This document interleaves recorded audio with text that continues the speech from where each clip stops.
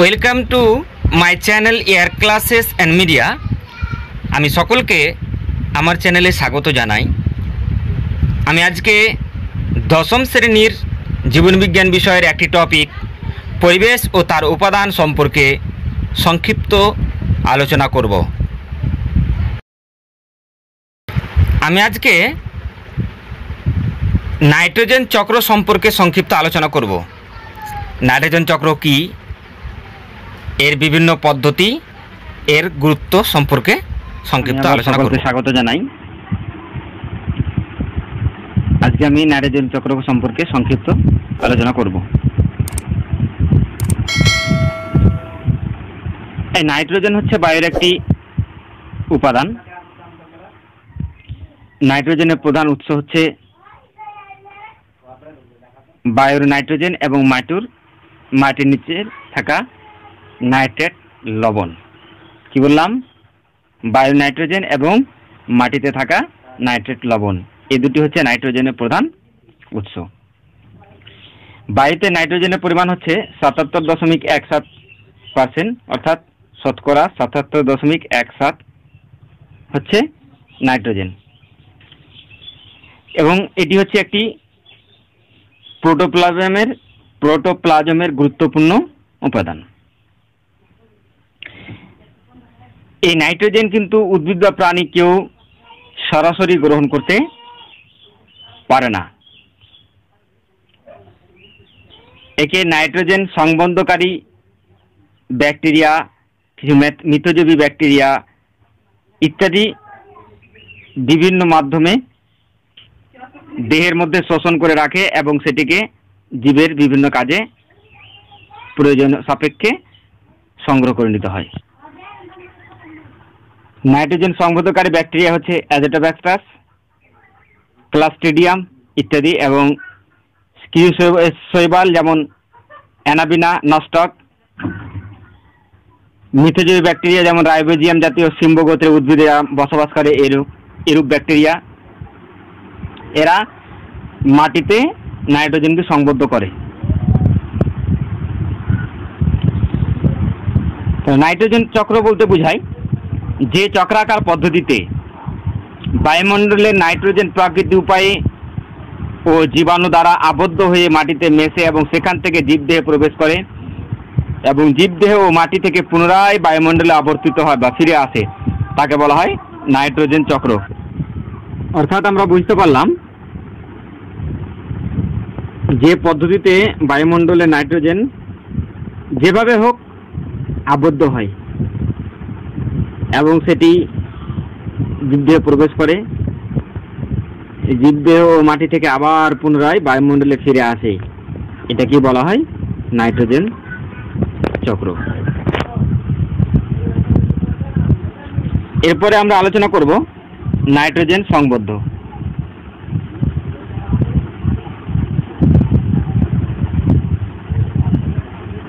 Nitrogen সংবন্ধন।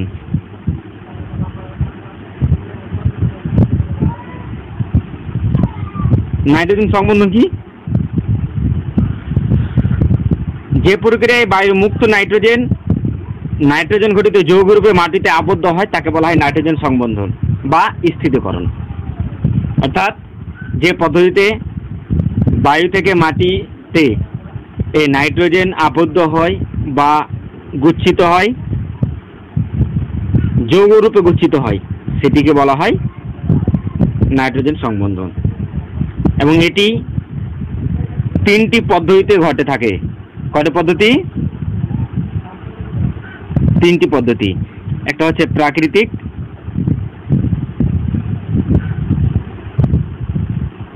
দুই হচ্ছে জীবজ,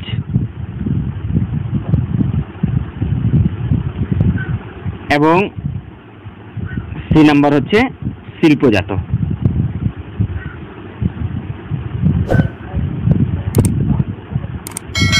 কয়টি পদ্ধতি হয়ে থাকে? 3টি। একটা হচ্ছে প্রাকৃতিক, একটা হচ্ছে জীবজ, আর একটা হচ্ছে শিল্পজাত। তাহলে আমরা প্রথমে জেনে নেব প্রাকৃতিকভাবে নাইট্রোজেন কিভাবে সংবদ্ধ হয়ে থাকে। তাহলে প্রথমে আমরা জানব প্রাকৃতিকভাবে কিভাবে নাইট্রোজেন সংবন্ধ হয়ে থাকে। সাধারণত বজ্রপাতের সময় যখন আকাশে বিদ্যুৎ স্ফোরণ ঘটে থাকে সে সময় বায়ুমণ্ডলে নাইট্রোজেন তখন অক্সিজেনের সঙ্গে যুক্ত হয়ে নাইট্রিক অ্যাসিড উৎপন্ন করে। বায়ুর নাইট্রোজেন প্লাস বায়ুর অক্সিজেন যুক্ত হয়ে 2NO অর্থাৎ নাইট্রাস অক্সাইড গঠন করে। এই নাইট্রিক অ্যাসিড অক্সাইড আবার বায়ুর অক্সিজেনের সংস্পর্শে এসে এই নাইট্রাস অক্সাইড বায়ুর অক্সিজেনের সঙ্গে সংস্পর্শে এসে আবার নাইট্রোজেন ডাই অক্সাইড গঠন করে। 2 অণু নাইট্রাস অক্সাইড আবার 2 অণু নাইট্রোজেন ডাই অক্সাইড গঠন করে। এই নাইট্রোজেন ডাই অক্সাইড আবার জলীয় বাষ্প বা বৃষ্টির জলের সঙ্গে বিক্রিয়া করে নাইট্রাস অ্যাসিড বা নাইট্রিক অ্যাসিড উৎপন্ন করে থাকে। আবার নাইট্রোজেন ডাই অক্সাইড কি করলো, জলের সঙ্গে বা জলীয় বাষ্পর সঙ্গে বিক্রিয়া করে নাইট্রিক অ্যাসিড HNO3 উৎপন্ন করে। তাহলে আমরা বুঝতে পারলাম যে কিভাবে প্রাকৃতিকভাবে নাইট্রোজেন সংবন্ধ হয়ে থাকে। তাহলে এই দুই প্রকারের অ্যাসিড মাটির বিভিন্ন খনিজ লবণ পটাশিয়াম, ক্যালসিয়াম ইত্যাদির সঙ্গে বিক্রিয়া করে নাইট্রেট যৌগ গঠন করে এবং মাটিতে নাইট্রোজেনের পরিমাণ বৃদ্ধি করে। তাহলে প্রথমে কি হলো, নাইট্রোজেন ও অক্সিজেন বিক্রিয়া করে নাইট্রাস অক্সাইড গঠিত করলো এবং নাইট্রাস অক্সাইড আবার অক্সিজেনের সঙ্গে বিক্রিয়া করে নাইট্রোজেন ডাই অক্সাইড গঠিত হলো এবং নাইট্রোজেন অক্সাইড জলের সঙ্গে বিক্রিয়া করে নাইট্রিক অ্যাসিড বা নাইট্রাস অ্যাসিড গঠিত হলো। এই দুইটাই আবার কি করলো, পটাশিয়াম, ক্যালসিয়াম ইত্যাদির সঙ্গে বিক্রিয়া করে নাইট্রেট যৌগ গঠন করে এবং মাটিতে নাইট্রোজেনের পরিমাণ বৃদ্ধি করে বা মাটিতে নাইট্রোজেন সংবন্ধ ঘটে থাকে। এরপরে আমরা আলোচনা করব জীবজ বা জীবের দ্বারা কিভাবে মাটিতে নাইট্রোজেন সংবন্ধ হয়ে থাকে। তাহলে যে পদ্ধতিতে প্রাকৃতিক মুক্ত নাইট্রোজেন জীবাণু বা সবুজ শৈবালের ক্রিয়ার ফলে অ্যামোনিয়ায় রূপান্তরিত হয় সেটা বলা হয় জীবজ নাইট্রোজেন সংবন্ধ। তাহলে অর্থাৎ এটা বুঝতে পারলাম যে বায়ুর নাইট্রোজেন জীবাণু বা সবুজ শৈবালের দ্বারা মাটিতে নাইট্রোজেন সম্বন্ধ ঘটে থাকে। এটি আবার স্বাধীনজীবী জীবের দ্বারা এবং মিথজীবী জীবের দ্বারা দুই পদ্ধতিতে হয়ে থাকে। কি বললাম, স্বাধীনজীবী জীবের দ্বারা এবং মিথজীবী জীবের দ্বারা। স্বাধীনজীবের জীব যেমন ক্লাস্ট্রিডিয়াম, অ্যাজোটোব্যাক্টার, অ্যানাবিনা, নস্টাক, এগুলো হচ্ছে স্বাধীনজীবী। এরা কি করলো, বছরে 10 থেকে 20 কেজি নাইট্রোজেন স্থিতিকরণ ঘটাতে পারে। আর মিথজীবী হচ্ছে রাইজোবিয়াম নামক মিথজীবী ব্যাকটেরিয়া সিম্বুগোত্রী উদ্ভিদের যেমন ছোলা, মটর, সিম ইত্যাদির মূলে গুটিতে আশ্রয় নেয় এবং তাদের উৎপন্ন শর্করার খাদ্য হিসাবে গ্রহণ করে বিনিময়ে তারা বায়ুমণ্ডল থেকে নাইট্রোজেনকে সংগ্রহ করে মাটির সাথে মিশিয়ে দেয়, অর্থাৎ নাইট্রোজেন সংবন্ধকরণ ঘটিয়ে থাকে। তাহলে এভাবে জীবজ নাইট্রোজেন সংবন্ধ ঘটে থাকে। এরপরে আমরা আলোচনা করব শিল্পজাত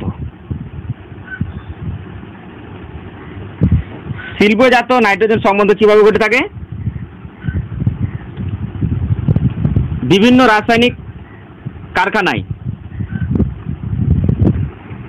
শিল্পক্ষেত্রে বিভিন্ন প্রকার নাইট্রোজেন ঘটিত সার যেমন ইউরিয়া, অ্যামোনিয়া ইত্যাদি সার প্রস্তুত করা হয়। এই সার কৃষিক্ষেত্রে ছড়ানো হয়, ফলে মাটিতে নাইট্রোজেনের পরিমাণ বৃদ্ধি পায়। যেমন বজ্র নিষ্কাশন ও তাতেও প্রচুর পরিমাণে নাইট্রোজেন থাকে। এই বজ্র নদীতে মিশে এবং বন্যার সময় নদীর চারপাশের নিচু এলাকা প্লাবিত হয়, তখন নাইট্রোজেন বজ্র মাটিতে মিশে যায়। এভাবে শিল্পজাত নাইট্রোজেন সম্বন্ধ ঘটে থাকে।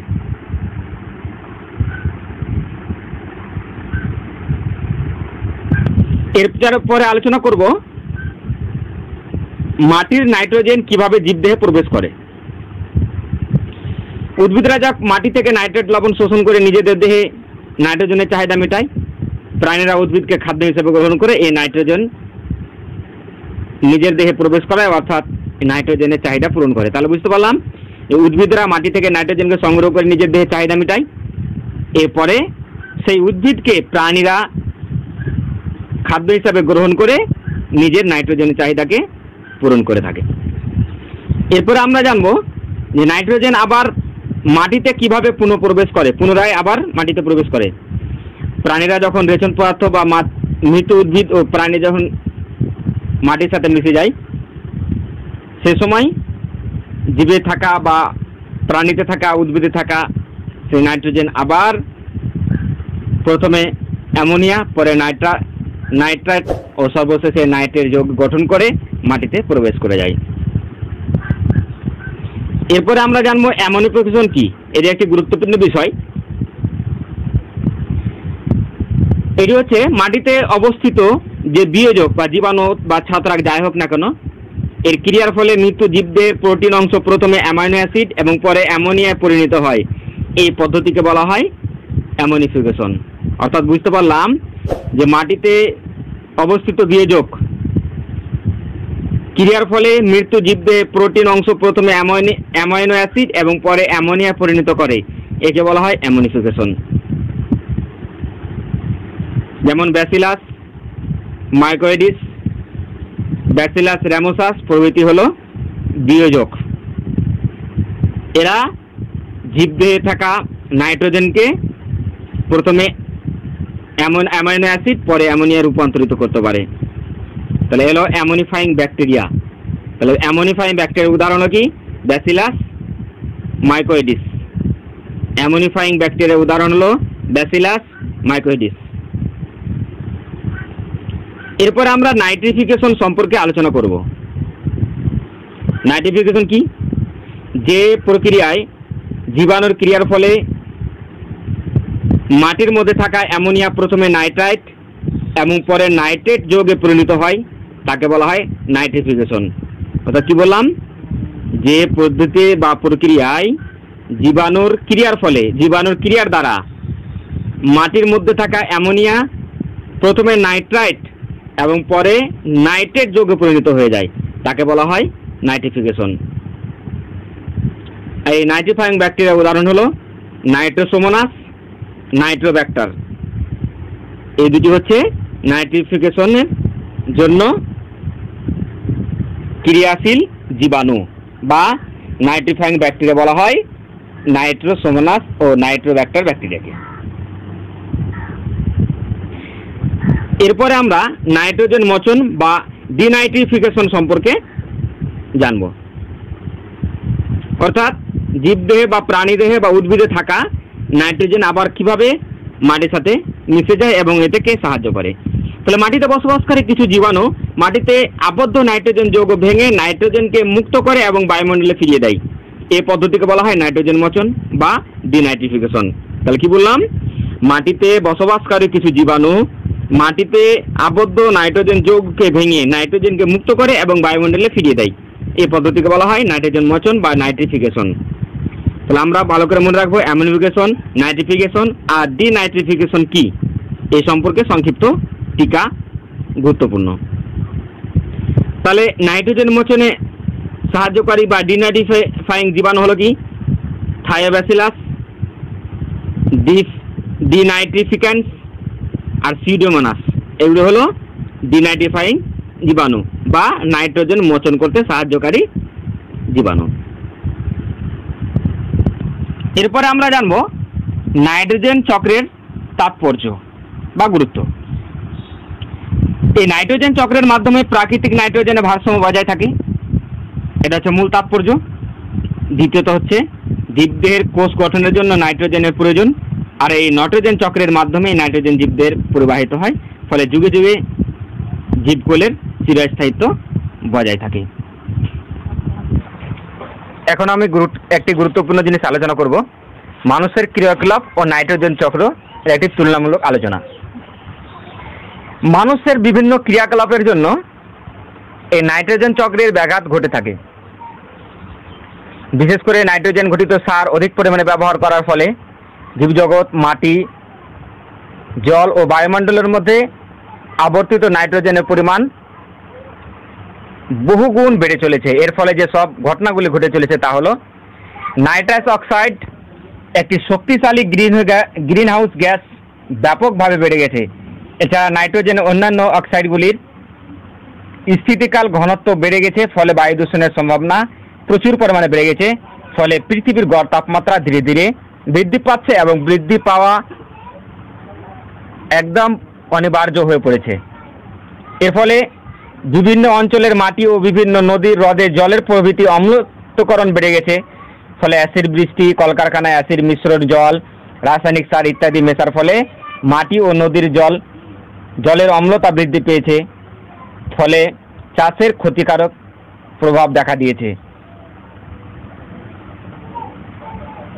তাহলে আমরা মানুষের ক্রিয়াকলাপের ফলে নাইট্রোজেন চক্রে কী প্রভাব পড়েছে তার সম্পর্কে সংক্ষিপ্ত আলোচনা শুনলাম। আজকে এ পর্যন্তই। নেক্সট ক্লাস আবার দেখা হবে।